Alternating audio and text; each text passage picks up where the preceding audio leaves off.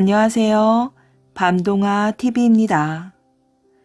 오늘 첫 번째 들려드릴 이야기는 고려의 문호 이재현의 저서 나공비설에 나오는 설화랍니다. 홍순이 이순에게서 내기 바둑을 이겨 따온 검은고를 다시 돌려주려 애쓰는 이야기지요. 비록 이순보다 홍순이 바둑은 한 수 위일지라도 꽤만큼은 이순을 따라갈 수가 없었던 것 같습니다. 해학적 내용이 담긴 첫 번째 이야기를 시작으로 오늘 준비한 재미있는 옛 이야기 들으시며 편안한 밤 되시길 바랍니다. 검은고에 붙은 귀신. 옛날 고려시대의 일이랍니다. 정삼풍관직인 상서 이순과 충정공 홍자번의 아들 홍순이란 자가 있었답니다. 둘은 바둑을 무척 좋아하여 틈날 때마다 바둑을 두었지요. 그런데 홍순의 실력이 너무 강해서 번번이 이순이 지고 말았어요. 홍순은 이순을 슬슬 약올리기 시작하였지요. 이거 원 싱겁게 승부가 나니 영 재미가 없네 그려. 내기 바둑이라면 또 모를까? 좋소. 그러면 내기를 겁시다. 이순은 내기 바둑을 두면 자신이 불리하다는 걸 알았지만 홍순과 바둑을 두고 싶어 응하고 말았지요.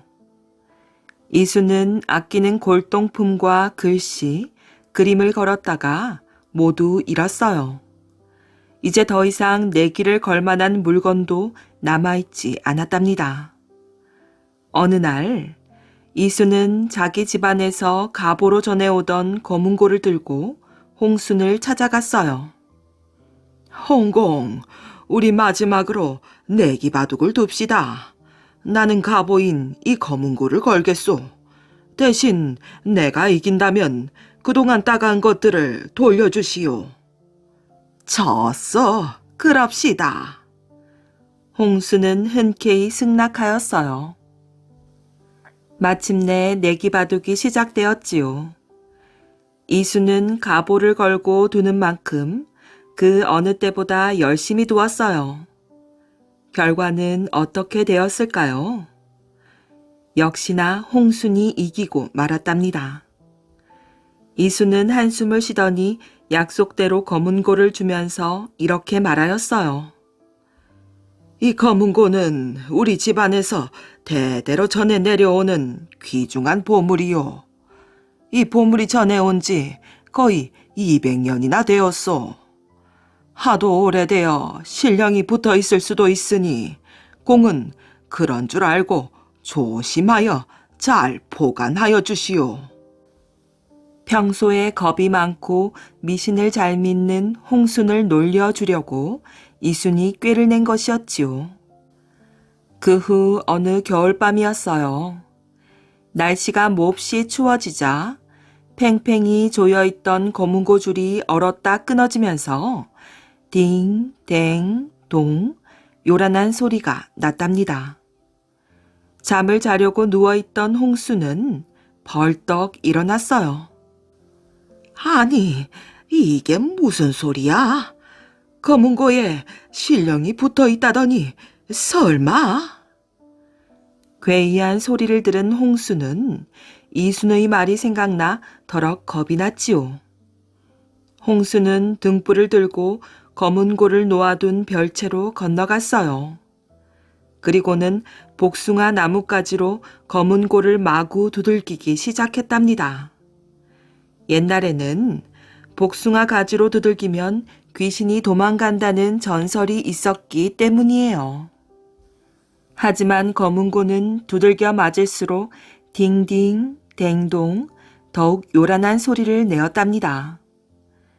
검은고에서 괴이한 소리가 세차게 울릴수록 홍수는 점점 더 무서워졌지요.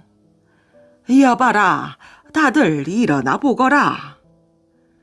홍수는 집안의 모든 하인들을 불러 모았어요. 그리고는 밤새도록 별채 앞을 지키게 하였지요. 꽃기요. 이윽고 새벽을 알리는 수탉의 울음소리가 들려왔답니다. 연수야, 너는 어서 이 검은고를 상서 이순댁에 갖다 주고 오너라. 홍순의 명을 받은 연수라는 하인이 검은고를 들고 이순의 집으로 찾아갔어요. 상서어른, 안녕하십니까? 저희 주인 어른께서 이 검은고를 어르신께 돌려드리랍니다요. 이순은 그가 꼭두 새벽부터 찾아온 것을 기이하게 여겼지요. 검은고를 받아보니 여기저기 두들긴 흔적이 보였답니다. 사태를 짐작한 이순은 짐짓 겁을 내는 표정을 지으며 이렇게 말하였지요. 내가 이 검은고 때문에 오랫동안 근심하여 여러 번 깨뜨려 버릴까 생각했으나 조상님들께 벌을 받을까 두려워 그러지를 못했네. 그러다 다행히 홍공에게 넘겨주게 되었는데 어째서 도로 가져왔단 말인가. 그러고는 검은고를 받지 않고 되돌려 보내었지요. 그 얘기를 들은 홍수는 더더욱 겁이 났어요. 아이고, 이거 야단 났구먼. 검은고를 함부로 내다 버렸다간 내가 벌을 받을지도 모를 일이야. 이를 어찌 안담. 매우 난처해진 홍수는 방에 들어가 그동안 이순에게 내기 바둑으로 따왔던 골동품과 그림, 글씨를 모두 가지고 나왔지요. 연수야, 검은고와 함께 이것들을 모두 가져가서 이공께 받아달라고 청해보거라. 다시 찾아온 홍순의 하인이 그동안 자신이 잃었던 물건들을 모두 가지고 온 것을 본 이순은 속으로 웃음이 나왔지요. 하지만 마지 못한 척하며 말하였어요. 이거 참, 홍공이 이리 사정을 하시니 내 어쩔 수 없이 돌려받도록 하겠네. 빈손으로 돌아온 하인을 본 홍수는 이순의 술책에 속은 줄도 모르고 검은고를 되돌려준 것만을 다행스럽게 여겼답니다. 그리고 다시는 바둑을 둘 때 내기를 걸지 않았답니다. 착한 보답. 김우항은 조선 후기의 문신이랍니다. 현종 때 사마시에 합격하고 숙종 때 성년 문과에 을과로 급제하여 휘릉 별검이 되었지요. 이때 함께 봉직한 참봉은 안동 권씨였어요. 권 참봉은 나이 50세에 살림은 넉넉했으나 호랍이었지요. 김별검과 권 참봉이 함께 번을 들었는데 마침 능침의 나무를 도벌하다가 잡혀온 청년을 신문하였답니다. 잡혀온 사람은 남루한 복장에 20여 세쯤 되는 청년이었지요. 먼저 도끼와 낫, 지게부터 빼앗은 뒤에 매를 치려고 하니 그 청년이 울먹이며 말하였어요. 저에겐 70세의 노모와 관연한 누이가 있습니다. 날씨는 추운데 식량은 없고 눈은 쌓여 나무를 팔아 양식을 사려는 욕심으로 잘못하여 능침을 범했습니다. 권참봉은 본시 후덕한 사람이어서 청년의 말을 듣고 나니 측은하다는 생각이 들어 김우항을 돌아보며 말하였어요.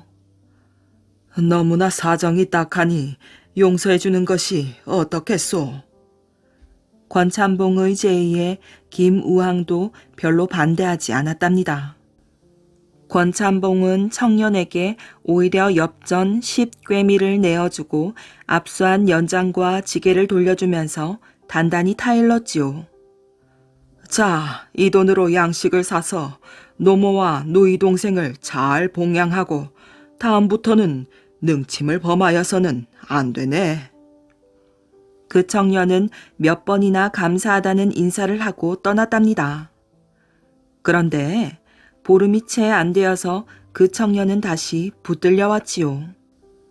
권찬봉은 화가 났지만 무슨 벌을 줄지는 내일 결정하리라 생각하고 그날 밤에 김별검과 의견을 나누었어요. 그런데 김별검이 엉뚱한 의견을 제시하고 권찬봉에게 강요하였지요. 동관께서는 늙지도 젊지도 않은 연세에 벌써 상처를 하셨습니다. 옛말에 사람이 아내가 없는 것은 대들보 없는 집과 같다고 하였지요. 조금 전에 그 나무 도둑을 유심히 보았는데 결코 상놈이 아닌 것 같습니다. 또 그에게 관연한 누이가 있다고 했으니 참봉께서 마냥 속현할 생각이 조금이나마 있다면 내가 중매를 서고 싶소. 동관의 의향이 어떻습니까? 이 말에 권찬봉은 한참 동안 말이 없이 생각에 잠겨 있다가 입을 열었지요. 솔직히 말하자면 맘에 없는 것은 아니나 내 나이 많다고 거절한다면 봉변만 당하는 것이 아니오. 그 문제는 내게 맡겨두시고 잠이나 자고 내일 아침에 봅시다. 이튿날 아침이 되자 김별검은 하인을 보내어 그 청년을 데려와서 마루 위에 올라오게 한 뒤에 설득하기 시작하였지요. 재범에게는 용서하는 법이 없다. 그러나 어젯밤이 늦도록 권찬봉과 상의한 결과 너를 용서하기로 했으니 특별히 놓아준다.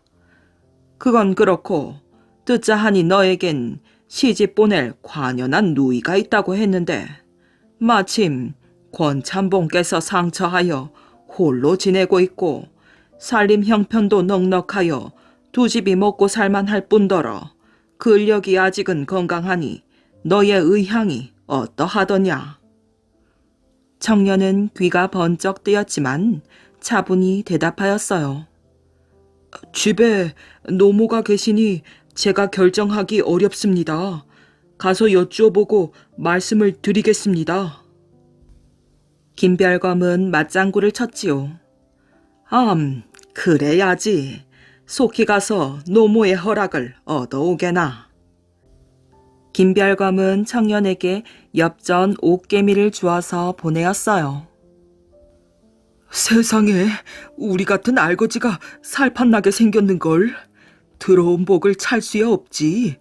또 권찬봉이란 분이 후덕한 군자니 얼마나 잘된 일인가. 청년은 생각만 해도 신바람이 났지요. 집에 닿기가 무섭게 노모에게 사연을 이야기하자 노모 역시 좋아하기는 아들과 마찬가지였어요. 죽기보다 더 싫은 굶주림을 면하게 되었으니 망설일 이유가 전혀 없었지요. 청년은 즉시 제실로 돌아가 김별검에게 노모의 승낙을 전달하였어요. 혼인은 재빨리 이루어졌답니다. 혼인에 따르는 일체의 비용을 권찬봉이 도맡은 것은 물론이지요. 권찬봉은 재인 기간이 끝나자 벼슬에서 물러났어요. 그리고 새색 씨와 함께 고향인 안동으로 돌아가서 살았답니다. 아들 형제를 낳았는데 형제가 다 글재주가 있어 나이 겨우 17, 8에 향시에 나란히 합격하고 서울의 회시에 응시하여 모두 합격하였지요. 한편 별검 김우항은 그동안 3사와 2조 참판을 거쳐 경상감사로 부임하였어요. 김 감사가 안동지방을 순시하는 길인데 어떤 사람이 쪽지를 넣고 면회를 요청해서 만나보니 옛 동관 권찬봉이었지요. 김 감사는 옛날 휘릉에 있을 때를 생각하고 급히 만나주었어요. 두 사람은 반갑게 손을 잡고 해묵은 우정을 나누었답니다. 권찬봉은 김 감사의 손을 흔들면서 말하였지요. 그때 공이 아니었다면 이 늙은이는 오늘날까지 호라비 신세를 면치 못했을 것입니다. 그 후에 난 아들 형제가 진사시에 합격하고 내일이면 금이 환영하는 날입니다. 감사께서는 예정을 생각하여 내일 그 자리에 왕림해 주신다면 저희로서는 더 없는 영광이요 세상에서 기이한 인연이 될 것입니다. 김 감사는 축하한다는 말을 계속하면서 흔쾌히 허락하였어요. 이튿날 김 감사는 많은 관료들을 대동하고 권찬봉의 집으로 가서 모인 손님들과 어울려 온종일 잔치를 즐겼답니다. 희색이 만연하여 입을 다물 줄 모르는 주인 권찬봉은 김 감사에게 손가락으로 한 사람을 가리키며 말하였지요. 공은 이 사람을 기억할 수 있습니까? 옛날 우리가 죄를 다스리던 바로 그 나무 도둑이요. 지금은 장가도 들고 아들도 있고 살림도 먹고 살만은 하답니다.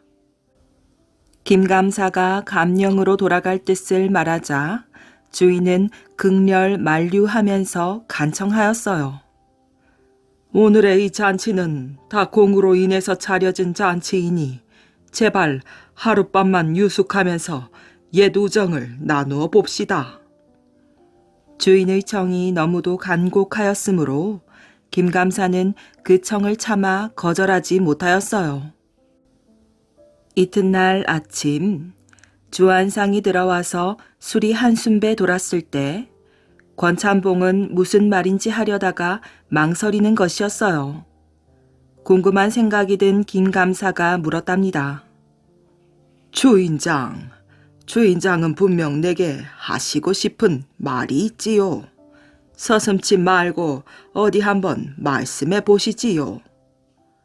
예, 그러면 제가 이야기를 하지요. 저의 아내는 사실 오래전부터 김공에게 결초 보훈할 은인이라고 늘 말해왔지요. 뜻밖에도 김공께서 감사가 되어 이런 누추한 집에 오시게 되었으니 저의 아내로 하여금 직접 조난을 뵐 수 있도록 잠시 내당에 들러주시면 어떻겠소? 부득이 그 청을 받아들인 김감사는 주인의 뒤를 따라 내당으로 들어갔지요. 그곳에 벌써 주안상이 차려져 기다리고 있었어요. 자리에 앉자 권찬봉의 부인이 나와서 공손히 절을 하였답니다. 김감사도 정중히 맞절을 하였지요. 뒤이어 곱게 차려입은 두 젊은 색시가 나와서 인사를 하였어요. 이 집의 며느리들이었답니다. 김감사는 다시 주인에게 인도되어 후원으로 돌아갔어요.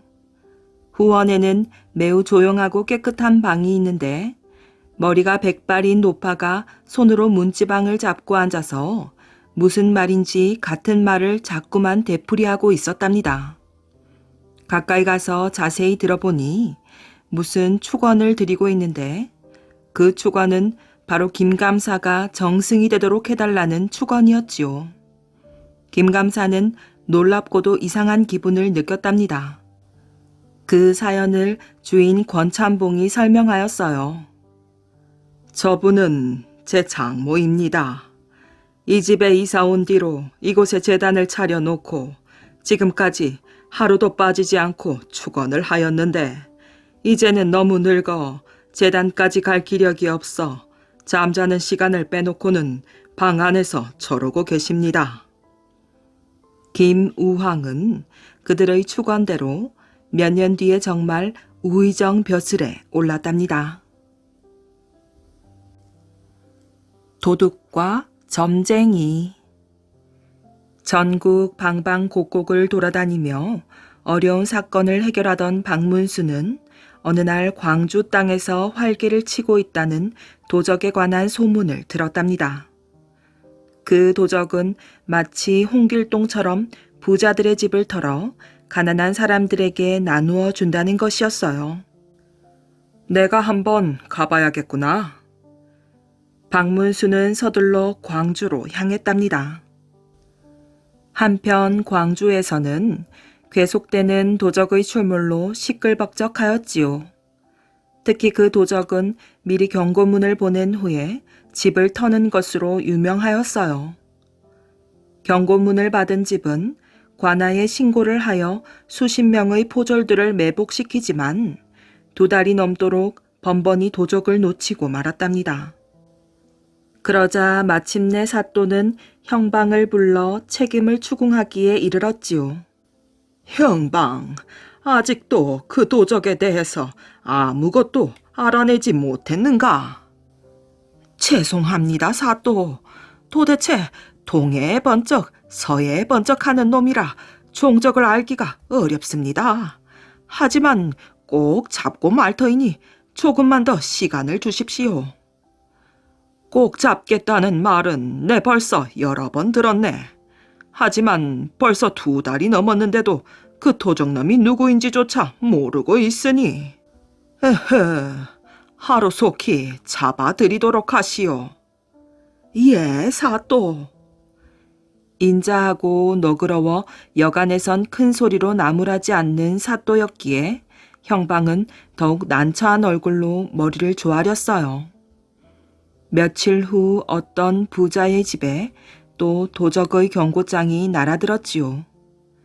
형방은 모든 포졸을 이끌고 그 부자의 집으로 몰려가 물 셀 틈 없이 애워싼 후 도적이 오기만을 기다렸어요.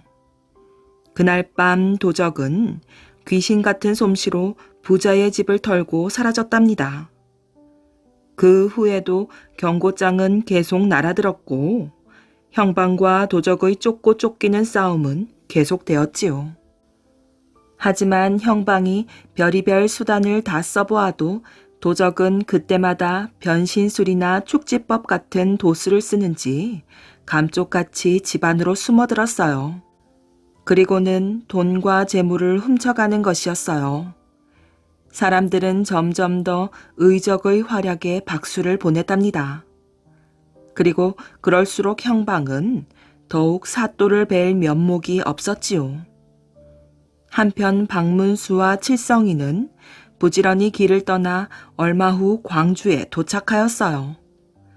박문수가 광주 성안을 둘러보니 도적을 잡는다는 방이 여기저기 나붙었고 거리에는 인상이 험악한 포졸들이 지나가는 행인들을 붙들고 조사를 하고 있었지요.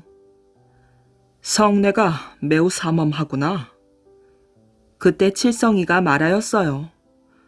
나으리, 저 포졸들이 나으리를 자꾸 보는데요. 나를? 칠성이가 가리키는 곳을 보니 칠성이 말대로 포졸 3명이 날카로운 눈빛으로 노려보고 있었어요. 그들 중 포졸 한 사람이 말했답니다. 잠깐 좀 봅시다. 왜 그러시오? 박문수가 대답하자 어느새 다가온 포졸 3이 박문수와 칠성이를 둘러싸며 말하였어요. 어디서 오는 길이오? 진주에서 오는 길입니다만. 비록 행색은 초라했지만 위험이 넘치는 박문수였기에 포졸들은 함부로 행동하지 못하였지요. 어디로 가는 길이오? 여기서 며칠 묵고 한양으로 가오. 왜 그러시오? 그러자 옆에 있던 다른 포졸이 말하였어요. 미안하오. 잠시 조사를 해봐야겠소. 조사라니요? 요즘 광주 성안에 도적이 활개를 치고 있기 때문에 이곳에 처음 오는 길손이라면 누구라도 조사를 받아야 합니다. 포졸들은 박문수가 변명을 할 새도 없이 광주 관아로 끌고 갔어요. 아이고 나으리, 어찌합니까? 칠성이는 맥없이 끌려가는 박문수를 보고 답답하다는 듯이 문수를 불렀지요. 조용히 하거라. 일단 가보자꾸나. 박문수는 칠성이를 진정시킨 뒤 포졸들을 따라 관아로 향했답니다. 그리고 박문수와 칠성이는 감옥에서 사흘 동안이나 조사를 받았지요. 감옥에는 많은 사람들이 잡혀와 조사를 받고 있었는데 박문수는 그 사람들 사이를 돌아다니며 도적에 대한 정보를 모으기 시작하였어요. 하지만 결국 감옥을 빠져나올 동안 이렇다 할 좋은 정보를 얻지는 못하였답니다. 나으리도 참, 왜 이런 곳에서 시간을 끄십니까? 나으리의 신분만 밝히면 얼마든지 편하게 도적을 잡을 수 있지 않습니까? 내게도 다 생각이 있어 그런다. 말은 그렇게 했지만 감옥을 나온 박문수도 조금 난감했어요. 도대체 도적에 관한 정보는 하나도 없고 모두 귀신 같다느니 의적이라느니 신선이 가난한 백성을 도와주기 위해 내려온 것이라느니 하는 믿을 수 없는 뜬구름 같은 소문만 무성하였지요. 박문수는 하는 수 없이 천민들이 사는 곳으로 걸음을 옮겼어요. 의적이라고 소문이 나 있는 데다가 가난한 사람들에게 훔친 물건을 나눠준다는 도적이라니 천민들에게 도적에 관한 것을 물어보면 실마리가 풀릴 것 같아서였지요. 사실 도적이 천민에게 나눠주는 물건은 훔친 것의 극히 일부분에 지나지 않았답니다.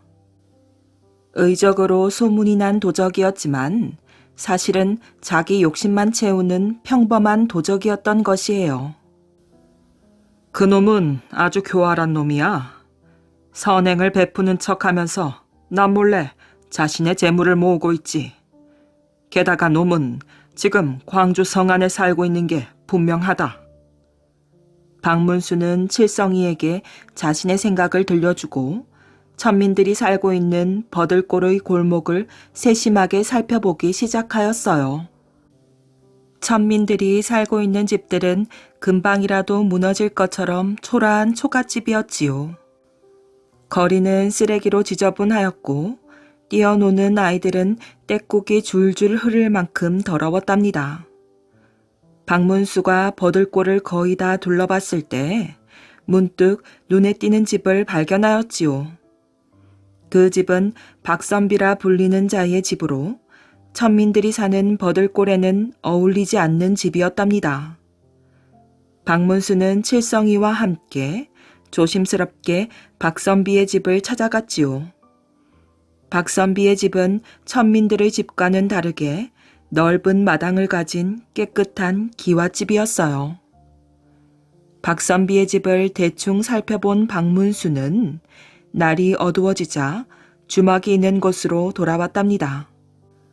박문수는 주막집 주인한테 물었지요.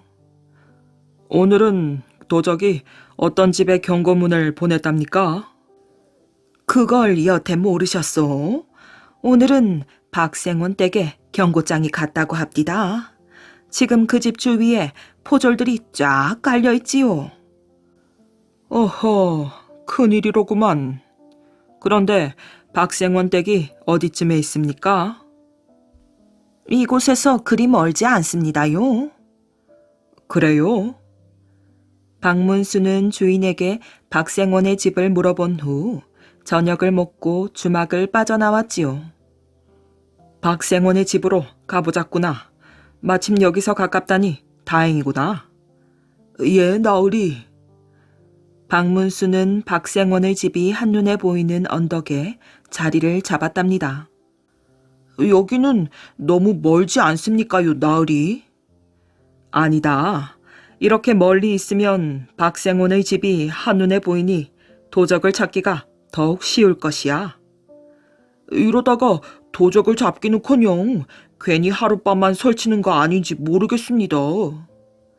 쓸데없는 소리 말고 너는 잠자코 보고만 있거라. 잠시 후 날이 어두워지자 박생원 집에는 곳곳에 횃불이 켜졌답니다. 박문수는 박생원의 집을 철통같이 지키는 포졸들을 보며 말하였어요. 저렇게나 많은 포졸들이 지키는데도 도적들이 활개를 치다니. 그러게 말입니다요, 나으리. 그때였어요. 박문수의 눈에 검은 두건을 쓴 뭔가가 움직이는 것이 보였지요. 칠성아, 저게 무엇이냐? 박문수는 작은 소리로 외쳤어요. 하지만 칠성이는 어느새 꾸벅꾸벅 졸고 있었기 때문에 아무 대답도 하지 못하였지요. 검은 두건을 쓴 사내는 포졸들이 없는 곳을 교묘하게 찾아내어 담을 뛰어넘었어요. 문수가 좀 더 자세히 보기 위해 눈에 힘을 줬지만 어둠 때문에 잘 볼 수가 없었지요. 칠성아, 일어나거라. 그러나 깊이 잠든 칠성이는 박문수의 말에도 좀처럼 깨지 않았답니다. 어서 일어나라니까.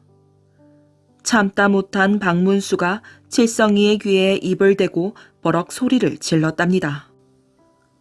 아이고, 도적이 나타났습니까요? 칠성이는 깜짝 놀라 주위를 두리번거렸지요. 잔말 말고 어서 내 뒤를 쫓아오너라. 칠성이는 하품을 하며 박문수의 뒤를 따랐어요. 두 사람이 도착한 곳은 내를 건너는 다리였지요. 다리에 도착한 박문수는 다시 옆에 있는 숲속에 몸을 숨겼어요. 그리고 잠시 후였지요. 검은 두건의 사내가 어둠 속에서 나타나 재빨리 다리를 건너 어디론가 사라졌답니다. 박문수는 재빨리 사내의 뒤를 쫓았지요. 하지만 사내를 쫓은 박문수가 막다른 골목을 만나 다시 돌아 나올 수밖에 없었답니다. 칠성이는 비록 놓치기는 했지만 도적을 단숨에 찾아내서 뒤를 쫓는 박문수를 보며 감탄하였어요. 다음 날 문수는 다시 버들골로 갔답니다. 그리고 도적이 사라져버렸던 골목을 자세히 살펴보기 시작하였어요. 그러자 전에는 보지 못했던 조금 색다른 집이 눈에 띄었어요. 그 집은 점쟁이의 집이었는데 낮은 담장을 사이에 두고 박선비의 집과 마주보고 있었지요. 문수는 잠시 생각을 하다 먼저 박선비의 집으로 걸음을 옮겼답니다. 계십니까? 누구시오? 잠시 후 문이 열리면서 하인이 나왔답니다. 박선비님 계십니까? 계시기는 합니다만 어디서 오셨는지요? 뵙고 드릴 말씀이 있어서 찾아왔습니다. 하인은 박문수를 박선비에게 안내하였어요. 박선비는 60쯤 되어 보이는 노인이었는데 책을 읽고 있다가 자신을 찾아온 박문수를 쳐다보았지요. 말씀하시는 건 괜찮으나 박선비님은 귀가 좀 어두우십니다요. 하인이 미리 박문수에게 일러주었어요. 그럼 큰 소리로 말해야겠군요. 그때 박선비가 박문수를 보고 물었답니다. 니시요? 지나가던 과객이온데 선비님이 이 마을에서 제일 학식이 높으시다는 말을 듣고 이렇게 찾아뵙게 됐습니다. 박문수가 큰 소리로 말하자 박선비가 고개를 끄덕이며 말하였어요. 별 말씀을 다 하십니다. 그래, 물어볼 것이 무엇입니까? 다름이 아니라 요즘 광주를 떠들썩하게 하는 도적 때문에 왔습니다. 그 말을 들은 박선비의 얼굴이 딱딱하게 굳어졌어요. 하지만 내색하지 않고 다시 말하였지요. 나 같은 사람이 그런 일을 어찌 알겠습니까? 혹시 이 버들골에 그럴 만한 자가 없습니까? 마음에 집히는 사람이라도 말입니다. 이곳은 그저 가난하게 사는 사람들 뿐입니다. 박선비가 한사코 모른다고 말하자 박문수는 하는 수 없이 어제 있었던 이야기를 해주었지요. 사실 제가 어제 이 마을에서 그 도적을 쫓았는데 그만 놓치고 말았지 뭡니까? 도적을 쫓았단 말입니까? 박문수의 말을 들은 박선비는 깜짝 놀란 얼굴로 문수를 자세히 살폈지요.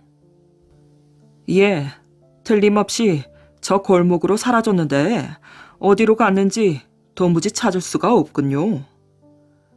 그 골목에는 점쟁이가 산다는 것밖에는 잘 모릅니다. 그러시군요. 박문수는 박선비와 몇 마디 더 나눈 후 밖으로 나왔지요. 나으리, 박선비라는 사람 노인답지 않게 얼굴에 주름 하나 없고 머리도 참 검지요. 그 말을 들은 박문수는 기특하다는 눈으로 칠성이를 보며 말하였어요. 서당께 3년이면 시조를 읊는다더니 네가 꼭 그렇구나. 버들골을 나와 주막으로 돌아온 박문수는 주막 주인으로부터 도적이 또 경고장을 보냈다는 말을 전해 들었어요. 이번에는 김생원이라는 사람의 집이 도적의 표적이 되었다고 하였지요. 그날 밤 박문수는 일찍 버들골로 나가 다리 밑에 몸을 숨긴 채 또 도적이 나타나길 기다렸어요. 얼마 후 검은 두건을 쓴 사내가 나타나 쏜살같이 다리를 건너 사라졌지요.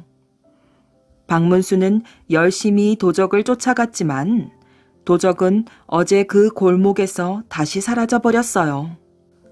나으리, 도적이 이곳으로 들어갔는데요. 칠성이가 점쟁이의 집을 가리키며 소리쳤어요. 여보시오 주인장. 문수가 문을 두드리자 잠시 후 30살쯤 되어 보이는 남자가 하품을 하며 나왔답니다. 이 밤중에 누구요? 조금 전 이리로 누가 들어오지 않았소? 오긴 누가 옵니까? 괜히치 않은 사람 귀찮게 하지 말고 점을 보려거든 내일 낮에 다시 오시오. 남자는 잔뜩 찌푸린 얼굴로 문을 쾅 닫고 들어갔지요. 박문수는 남자가 집 안으로 들어가자마자 급히 박선비의 집으로 발길을 돌렸어요. 여보시오. 누구십니까요? 박문수가 문을 두드리자 낮에 보았던 하인이 문을 열고 나왔답니다. 박선비 계시오? 죄송하지만 선비님은 지금 주무시니 내일 다시 오시기 바랍니다. 내가 지금 꼭 만나서 여쭐 것이 있으니 선비님을 불러주시오. 지금 주무신다고 하지 않았습니까요? 박문수는 거듭 몇 번이나 얘기했으나 하인은 끝내 거절하고 문을 닫았답니다. 잠시 후 주막으로 돌아온 박문수는 장문의 편지를 써서 관아의 형방에게 보냈답니다. 그리고 다음날 아침 박문수는 칠성이를 데리고 서둘러 광주를 떠났지요. 나으리, 도적을 잡지도 않고 떠나십니까? 어서 가자꾸나. 나으리, 정말 그냥 가시는 겁니까? 가면서 얘기해주마. 박문수와 칠성이는 부지런히 걸어 광주를 벗어났어요. 박문수는 그제야 칠성이에게 말하였지요.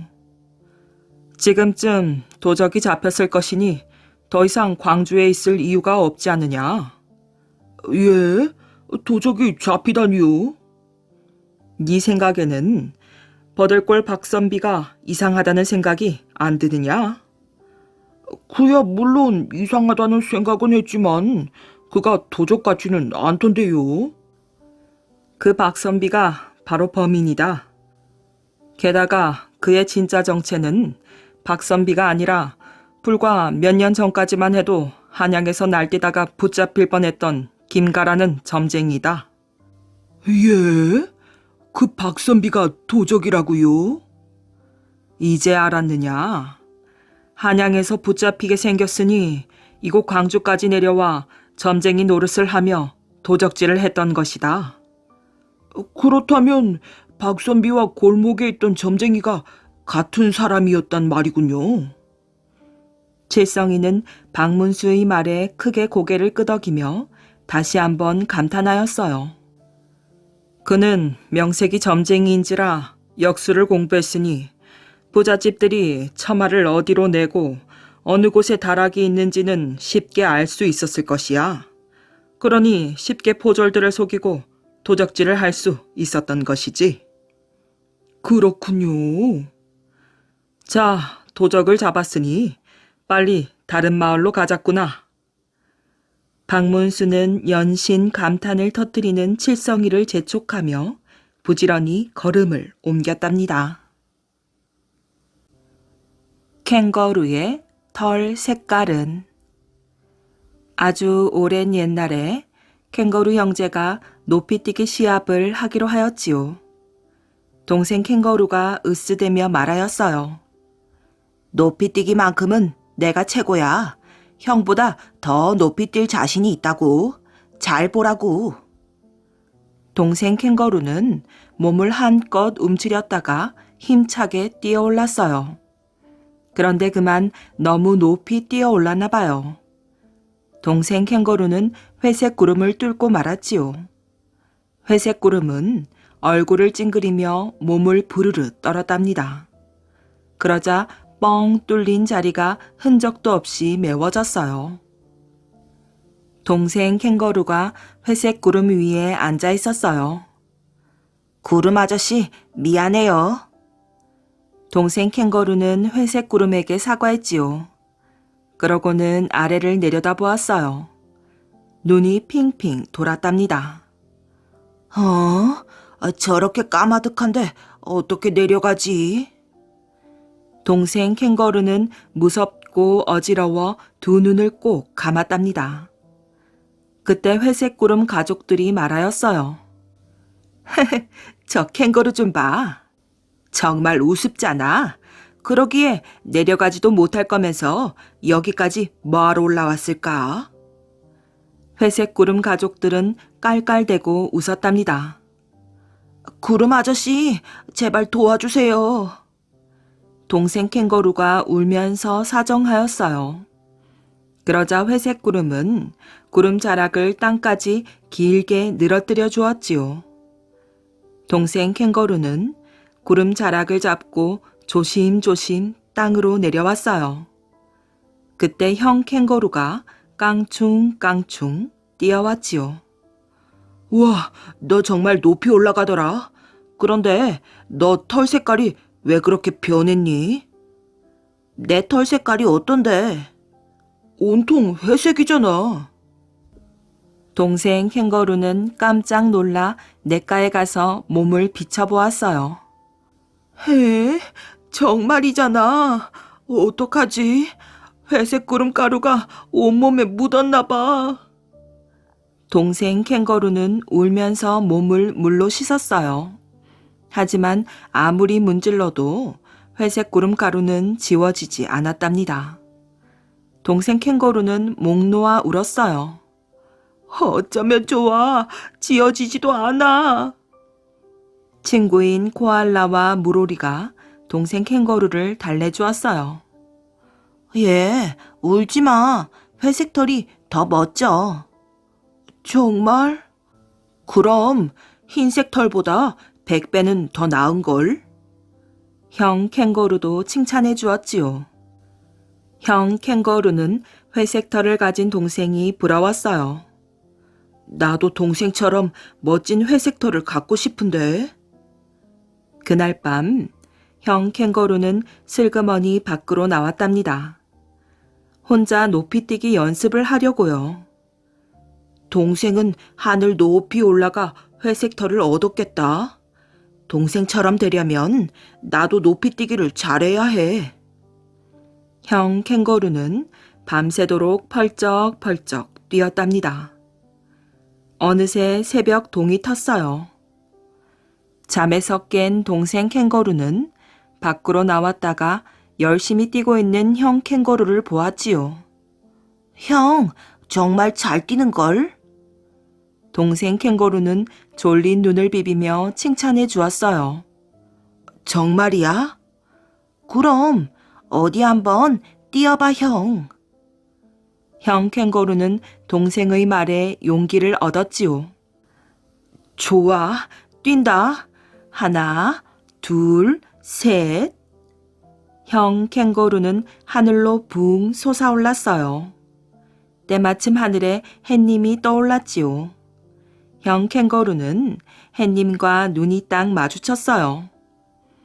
햇님은 하품을 하다 말고 놀란 눈을 동그랗게 떴답니다. 안녕하세요, 햇님. 형 캥거루는 햇님에게 공손히 인사하였어요.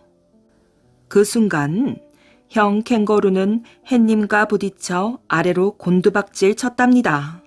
그러면서 형 캥거루의 꼬리가 햇님의 코를 간지렸나 봐요. 햇님이 갑자기 큰 소리로 재채기를 하였지요. 그 바람에 햇님의 입에서 빨간 침이 튀어나와 형 캥거루의 털에 달라붙었어요. 형 캥거루는 그것도 모르고 공중에서 한 바퀴를 돌고 멋지게 땅으로 내려왔지요. 동생 캥거루가 뛰어오며 소리쳤어요.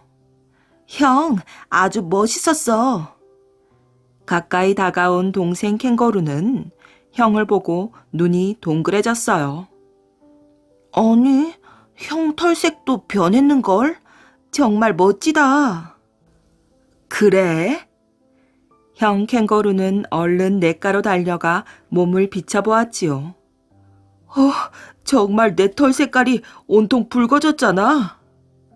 형 캥거루는 기뻐서 펄쩍펄쩍 뛰었답니다. 멋진 붉은색 털을 얻었다고 말이에요. 나무꾼의 벼슬. 어느 마을에 나무꾼이 있었어요. 남들이 속이거나 놀려도 그대로 믿곤 하는 바보였지요. 나무꾼이 산에 나무를 하고 내려오는 길이었어요. 저리 비켜라, 사또님 나가신다. 나무꾼이 마을로 막 들어서는데 사또의 행차가 다가오고 있었지요.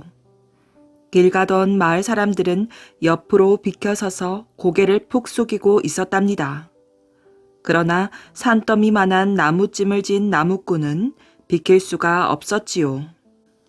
이 바보야, 사또님이 가시는데 얼른 비키지 못할까? 포졸들은 지게를 진 나무꾼을 길 밖으로 밀어버렸어요. 나무꾼은 안 넘어지려고 버티다가 논바닥으로 꼬꾸라졌지요. 사또와 포졸들은 넘어져 허우적거리는 나무꾼을 보고 웃었답니다. 아무리 사또라고 해도 너무하는군. 내가 무슨 죄가 있다고 이렇게 밀어버리냔 말이야. 생각할수록 화가 난 나무꾼은 한참을 그대로 서 있었지요. 어디 두고 보자. 나도 벼슬을 해서 꼭 갚아줄 테다. 나무꾼은 지게를 그대로 놔둔 채 집으로 돌아왔어요. 어떻게 하면 벼슬을 할까? 방에 누운 나무꾼은 벼슬을 할 생각뿐이었지요. 나무꾼은 마을 사람들을 찾아갔어요. 아저씨, 어떻게 하면 벼슬을 할 수 있나요? 이 사람이 미쳤나? 마을 사람들은 어이가 없다는 듯이 얼굴만 빤히 쳐다보았어요. 대답 좀 해주세요. 나도 벼슬길에 올라보고 싶습니다. 자네 돈은 있는가? 땅은 얼마나 있고 글 공부를 한 적이 있는가? 그런 게 있어야 벼슬을 할 수 있습니까? 나무꾼은 도무지 무슨 소리인지 알 수가 없었지요. 벼슬길을 묻는 나무꾼을 본 할아버지가 나무꾼을 불렀답니다. 자네 그렇게 벼슬이 하고 싶은가? 네. 그렇다면 서울에 올라가 한 3년은 굴러다녀야 하네. 나무꾼은 눈이 동그래졌어요. 그건 아무것도 아닙니다. 나무꾼은 집으로 돌아오자마자 짐을 챙겨 서울로 떠났답니다. 서울에 도착한 나무꾼은 이곳 저곳을 두리번거렸어요. 길거리엔 사람들이 아주 많았지요. 벼슬길에 오르려고 과거 시험을 보러 온 사람, 돈을 들고 양반을 사러 온 사람, 장사를 하러 온 사람. 나무꾼은 사람들이 많아 어리둥절하였어요. 이제부터 굴러볼까? 나무꾼은 헛기침을 하더니 구르기 시작하였지요. 머리부터 발끝까지 누더기 옷을 입고 아침부터 밤까지 대굴대굴 굴러다녔어요. 저 사람 꼭 나무통 같구먼. 사람들은 나무꾼을 신기한 듯 쳐다보았지요. 3년이다. 3년만 꾹 참자. 나무꾼은 동냥을 하면서도 3년이 될 때까지 기다렸어요. 어느덧 한 해, 두 해가 지나갔어요. 서울 안에서 나무꾼을 모르는 사람이 없을 정도였지요. 결국 임금님도 알게 되었답니다. 어느 날 임금님은 신하를 데리고 나무꾼이 사는 집으로 찾아갔어요. 누가 이 밤에 시끄럽게 부르는 거요? 한 가지 물어볼 게 있어서 왔네. 어찌하여 서울 거리를 굴러다니는 것인가? 나는 벼슬을 하려고 굴러다니요. 나무꾼은 임금님인지도 모르고 있었어요. 무슨 벼슬을 하고 싶어 그러나?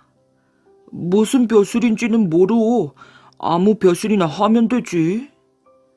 판서는 어떤가? 그것도 좋지요. 정승은 어떠하냐? 그것도 좋지요. 나무꾼은 다 좋다고 하였어요. 임금님은 나무꾼의 대답이 기가 막히자 엉뚱한 생각이 들었답니다. 나라를 지키는 임금은 어떠하냐? 순간 나무꾼은 임금님의 뺨을 후려쳤답니다. 이런 나쁜 놈 같으니라고. 어디서 함부로 그런 말을 묻는 것이냐? 내가 아무리 벼슬을 하고 싶다고 해도 나라의 한 분뿐인 임금님 자리까지 탐낼 것 같으냐? 임금님은 나무꾼의 행동에 화를 내기는커녕 고개를 끄덕였어요. 대궐로 돌아온 임금님은 신하들을 불렀답니다. 나무꾼에게 닷새 동안 판서 벼슬을 주어라. 임금님, 말도 안 되옵니다. 신하들은 어리둥절하여 임금님을 말렸지요. 나무꾼이 비록 배운 것은 없어도 훌륭한 사내임은 틀림이 없다. 3년을 굴러다니며 시키는 대로 했다는 것은 나쁜 마음이 없는 순수한 사람이며 한번 마음먹은 것은 끝까지 하는 걸 보면 의지가 굳은 사람이다. 그러니 어떤 벼슬을 주어도 좋을 것 같구나. 임금님의 말에 신하들은 더 이상 말리지 못했답니다. 판서가 된 나무꾼은 시골로 내려갔어요. 제일 먼저 자신을 업신여겼던 사또에게로 갔지요. 판서는 어쩐 일로 여기까지? 네가 백성들을 함부로 대하고 업신여긴 죄를 진정 모른단 말이냐? 판서 나으리 용서해 주십시오. 사또는 머리가 땅에 닿을 정도로 허리를 굽혔답니다. 나무꾼은 사또를 혼내주었어요. 소원을 푼 나무꾼은 벼슬자리가 부담스러웠지요. 닷새가 지나자 나무꾼은 서울로 돌아가 임금님께 벼슬을 되돌려 주었어요. 시골로 돌아온 나무꾼은 다시 지게를 지고 흥얼거리며 산으로 나무를 하러 갔답니다. 도깨비와 씨름하기. 여보, 곧 추석이니 우리도 장을 봐야지요. 장을 보려면 돈이 있어야 하는데 집에 돈이 없지 않소? 그래도 조상님께 차례는 지내야지요. 아이들 옷도 한 벌씩 지어주어야 하는데. 깊은 산골 마을에 이서방이라는 사람이 살고 있었어요. 이서방에게는 농사 지을 땅이 없었지요. 그래서 남의 집 일을 도와주며 가난하게 살았답니다. 하지만 이서방은 아내와 아들, 딸을 데리고 행복하게 살았어요. 여보, 오늘은 산에 가서 나무라도 해와야겠소. 내일 장에 가서 나무를 팔면 물건을 살 수 있을 테니 말이오. 이서방은 열심히 나무를 하였지요. 여보, 다른 건 못 사오더라도 조상님께 차례 지낼 고기와 과일은 꼭 사오세요. 그리고 해가 지기 전에 돌아오세요. 아내는 문 밖까지 나와 이서방에게 말하였지요. 장이 서는 읍에 가려면 고개를 여러 개 넘어야 했어요. 그래서 이서방은 날이 환하게 밝기 전에 집을 나섰답니다. 이 장작을 팔면 얼마나 받을 수 있을까? 추석 때 쓸 고기와 과일은 살 수가 있을까? 아이들 옷감 살 돈도 마련해야 하는데. 이서방은 장에 가서 살 물건을 생각했지요. 그래서 무거운 장작을 지고 고개를 넘으면서도 힘들지 않았답니다. 이서방이 장에 도착했을 때는 벌써 한낮이 지나 있었어요. 이서방은 지게를 세워놓고 손님을 기다렸지요. 꼬르륵 꼬르륵 뱃속에서 소리가 났답니다. 아침 일찍 나오느라 밥을 먹지 못했거든요. 장터 주막에서는 빈대떡 부치는 냄새가 고소하게 났답니다. 장작을 팔면 빈대떡을 사 먹어야지. 아이고 배고파라. 이서방은 한참을 기다렸지만 손님이 나타나지 않았어요. 이서방은 걱정이 되기 시작했지요. 이러다가 장작을 팔지 못하면 어떡하지? 차례에 쓸 고기와 과일도 사지 못하면 정말 큰일인데. 장사하던 사람들이 짐을 싸기 시작했지요. 이보시오, 이 장작은 얼마요? 예, 10냥입니다. 10냥이나요? 너무 비쌉니다. 좀 깎아주시오. 좋습니다. 8냥만 내십시오. 아주 싸게 사시는 겁니다. 이서방은 8냥을 받고 장작을 팔았어요. 2냥이 아깝기는 했지만 할 수 없었지요. 이서방은 고기 파는 곳으로 가 고기를 샀답니다. 그리고 서둘러 과일을 파는 곳으로 달려갔어요. 과일이 몇 개 남지 않아 싸게 살 수 있었지요. 이서방은 배가 고프다 못해 아팠어요. 주막에 가서 빈대떡 하나를 시켜 먹었지요. 하나를 먹고 나니 더 먹고 싶어 견딜 수가 없었답니다. 이제 한 냥밖에 남지가 않았는데 이 돈으로는 옷감도 살 수가 없고 빈대떡이나 하나 더 먹어버리자.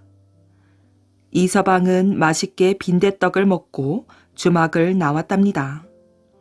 어느새 해가 져서 어두워지기 시작하였어요. 서둘러야겠다. 고개를 여러 개 넘어가야 하는데 가족들이 걱정하겠는걸. 이서방은 어두운 산길을 걸었지요. 바람에 나뭇잎이 흔들리는 소리에도 놀랐어요. 그래서 허허하고 기침을 하였답니다. 힘이 쏟는 것 같았지요. 이서방은 장에서 산 고기와 과일을 꼭 쥐고 열심히 걸었어요. 이제 한 고개만 넘으면 집에 닿을 수 있었지요. 그런데 고개 꼭대기에 왔을 때쯤이었어요. 이서방. 이서방은 너무 놀라 돌뿌리에 걸려 넘어질 뻔하였지요. 나무 아래에 빨간 빛 2개가 반짝였어요. 이서방, 나랑 씨름 한판 하세.